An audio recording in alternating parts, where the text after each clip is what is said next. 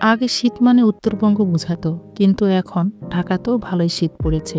ভালো হয়েছে, বেশি শীত পড়ার আগেই আমি উত্তরবঙ্গ অর্থাৎ দিনাজপুর থেকে ঢাকায় চলে এসেছি। অনেক দিন বাবার বাসায় বেরিয়ে রুটি পিঠা খেয়ে আমরা ক্লান্ত। জীবনে অনেক কিছু থেকে দূরে থাকা যায়, কিন্তু খাবার থেকে দূরে থাকা সম্ভব নয়। বেঁচে থাকার প্রয়োজনে প্রতিদিন নিয়মিত খাবার খেতে হয়। খুব বেশি শীত হয়, সাহেবের ইচ্ছা দুধ চিতাই খাবে। কি আর করা, চলে এলাম দুধ চিতাইয়ের রেসিপি নিয়ে। আসসালামু আলাইকুম, আমি Shahina. Welcome to my YouTube channel Shahina's kitchen BD. আসুন তাহলে দেখে নেই আমি কিভাবে এই রসালো দুধ চিতাই বানিয়েছি। এখানে আমি 2 কাপ শুকনা চালের গুঁড়ি নিয়েছি। এর মধ্যে আমি দিয়ে দিলাম আমরা যে বাসায় রুটি খাই সেই আটার 1/4 কাপ এবং দিয়ে দিলাম সামান্য লবণ।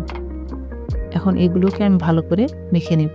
ভিডিওটি স্কিপ করবেন না, দয়া করে শুরু থেকে শেষ পর্যন্ত দেখবেন, কারণ পারফেক্ট দুধ চিতাই তৈরির জন্য সব ধরনের টিপস অ্যান্ড ট্রিক্স থাকছে আমার এই ভিডিওতে। এবার এগুলোকে আমি একটা সাইডে রেখে দিয়ে চুলার প্রিপারেশনে চলে আসলাম। আমি এখানে আপনাদেরকে পানিটা কিভাবে গরম করতে হবে এটা দেখিয়ে দিব। এটা আপনারা খুব ভালো করে খেয়াল করবেন।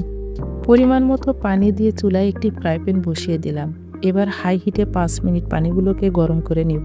এভাবে যখন আঙ্গুল দেওয়া যাবে না, এ পর্যায়ে পানিগুলো চুলা থেকে নামিয়ে নিব। কোনোভাবেই চুলায় ফ্রাই প্যান রাখা যাবে না, তা না হলে পানি ওভারহিট হয়ে যাবে। দেখুন, আমি পানিতে আঙ্গুল ডুবিয়ে রাখতে পারছি না। আপনারা ভালো করে লক্ষ্য করে দেখুন, ফ্রাই প্যানের নিচে ছোট ছোট বুদবুদ বোঝা যাচ্ছে। যখন এই পাতিলের নিচে ছোট ছোট এরকম বুদবুদ দেখা যাবে, তখনই আপনারা পানিটা চুলা থেকে নামিয়ে ফেলবেন। এর থেকে বেশি গরম করার দরকার নেই। শুকনা চালের আটার জন্য এইরকম পানিটা আপনাদের জন্য পারফেক্ট হবে। এবার আমি এখান থেকে অল্প পরিমাণে পানি নিয়ে পিঠার মিশ্রণটি তৈরি করে নিব। অল্প পরিমাণে পানি দিব আর এখানে আমি মিশিয়ে নিব। এখানে একবারে পানি দিতে যাবেন না, সামান্য পরিমাণে পানি দিবেন আর মিশ্রণটিকে মিশিয়ে নেবেন। দেখুন, আমি অল্প অল্প করে পানি দিয়ে মিশ্রণটি তৈরি করে নিয়েছি। এবার একটা ব্লেন্ডার জারে আমি মিশ্রণটিকে দিয়ে দিব।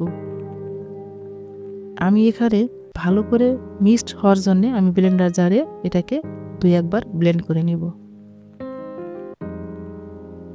ফিরে আসবো ব্লেন্ড করে।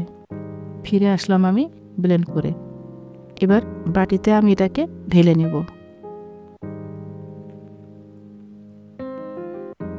মিশ্রণটি আমার একটু ভারী হয়েছে, এই জন্যে একটু গরম পানি দিয়ে আমি ব্লেন্ডারটা ধুয়ে এখানে একটু পানি দিয়ে দিলাম। এবারে আমার মিশ্রণটি পারফেক্ট হয়েছে। এর থেকে আর ভারী করা যাবে না এবং পাতলা করাও যাবে না। সব শেষে এখানে আমি মিশাবো 1/2 চামচ বেকিং পাউডার। মিশ্রণটির সাথে বেকিং পাউডারটাকে ভালো করে আমি মিশিয়ে নেব। এখানে সময় নিয়ে একটু ভালো করে বেকিং পাউডারটা মিশিয়ে নিতে হবে। আপনারা এখানে অবশ্যই বেকিং পাউডারটা ব্যবহার করবেন, তাহলে পিঠাটা অনেক ফ্লাফি হবে এবং নরম তুলতুলে হবে। এবার ঢাকনা দিয়ে আমি মিশ্রণটিকে একটা সাইডে রেখে দেব। এবার আমি পিঠার জন্য দুধটাকে রেডি করে নেব। এই জন্যে আমি আগে থেকে চুলায় একটা ফ্রাই প্যান বসিয়ে এখানে আমি 1.5 কেজির মতো দুধ দিয়ে দিয়েছি। এখানে খাঁটি গাভীর দুধ আমি ব্যবহার করেছি। হালকা কুসুম গরম হয়ে গেলে আমি এখানে 1/4 কাপ গুঁড়া দুধ দিয়ে দিলাম। এই গুঁড়া দুধ ব্যবহার করার কারণে পিঠাটা খেতে অনেক মজা লাগবে। এখানে আমি বেশি জাল করে দুধটাকে ঘন করে নিব না, ঘন করার জন্য আমি এখানে পাউডার দুধটা ব্যবহার করেছি। সুঘ্রাণের জন্য এখানে আমি দিয়ে দিলাম 2টা সাদা এলাচ এবং 2 টুকরো দারচিনি আর 2-3টা তেজপাতা। এগুলোকে আমি দুধের সঙ্গে মিশিয়ে ভালো করে জাল করে নিব। এভাবে নেড়ে চেড়ে অপেক্ষা করব বলক ওঠা পর্যন্ত। আপনারা খেয়াল করবেন এখানে দুধটা যেন বলক উঠে পড়ে না যায়। আমার দুধ অনেকটু ঘন হয়ে গেছে, এখানে আমি আর এটাকে বেশি ঘন করব না। এবার এখানে আমি 1 বাটি খেজুর গুড় দিয়ে দিলাম। গুড়টা দেওয়ার পরও আমি এখানে দুধের সাথে গুড়টাকে ভালো করে মিশিয়ে নেব। অনেক সময় খেজুর গুড় দিলে দুধ জমে যায় এবং দলা বেঁধে আসে। আমার এই গুড়টা অনেক ভালো থাকার কারণে আমার দুধটা একটুও জমেনি। আপনাদের যদি এই ধরনের কোনো ভয় থাকে বা সন্দেহ থাকে, তাহলে আপনারা গুড়টাকে আলাদা জাল করে ঠান্ডা করে দুধের সঙ্গে মিশাতে পারেন। এবার আমি দুধের পাতিলটাকে সাইডের চুলায় রেখে দিলাম। এবার এরকম একটা ছাঁচে পিঠাটা বানাবো। এই জন্য আমি চুলায় বসিয়ে দিয়ে দিলাম সামান্য তেল। এবার ব্রাশের সাহায্যে আমি তেলগুলোকে ছড়িয়ে দিয়ে বাকি তেলগুলো আমি টিস্যু দিয়ে এভাবে ভালো করে মুছে নেব। এবার মিশ্রণটিকে চামচ দিয়ে ভালো করে মিশিয়ে নিয়ে আমি এবার এখানে একটু একটু করে দিয়ে দিব। চিতই পিঠা তৈরির জন্য চুলার জালটা অবশ্যই মিডিয়াম থেকে একটু বেশি দিয়ে রাখবেন। চুলার জাল ঠিক মতো না হলে চিতই পিঠা কিন্তু ফুলবেও না। দেখুন আমার পিঠাগুলো কত সুন্দরভাবে ফুলেছে, নিচে একটু পোড়া লাগেনি।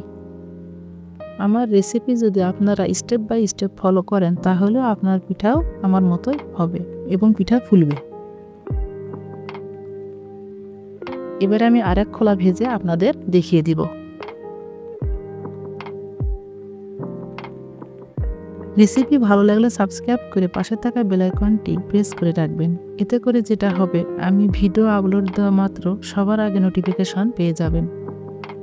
দেখুন এই পিঠাগুলো আমার কত সুন্দর হয়েছে। প্রতিটা পিঠা এক সমান এবং সবগুলো পিঠাই সুন্দরভাবে ফুলে উঠেছে। দেখুন নিচে একটুও পোড়া লাগেনি এবং কতটা নরম হয়েছে। দেখেই নিশ্চয়ই বুঝতে পারছেন পিঠাটা কত সফট হয়েছে। এবারে আমি দুধের মধ্যে এই পিঠাগুলো দিয়ে দেব। দুধটাকে আমি আগে থেকে জাল করে নিয়েছিলাম। যে গরম আছে এই গরমেই আমার এই পিঠা হয়ে যাবে। এখানে নতুন করে আর আমি দুধটাকে জাল করব না। এভাবে আমি ঢেকে রেখে দেব 4 ঘন্টা। 4 ঘন্টা পর পরিবেশন করে ফিরে আসছি। নিশ্চয়ই পিঠাগুলো দেখে বুঝতে পারছেন কতটা সুন্দর এবং কতটা নরম হয়েছে। আপনাদেরকে একটা কেটে আমি দেখিয়ে দিচ্ছি। দেখুন পিঠাটা কি পরিমাণে সফট হয়েছে,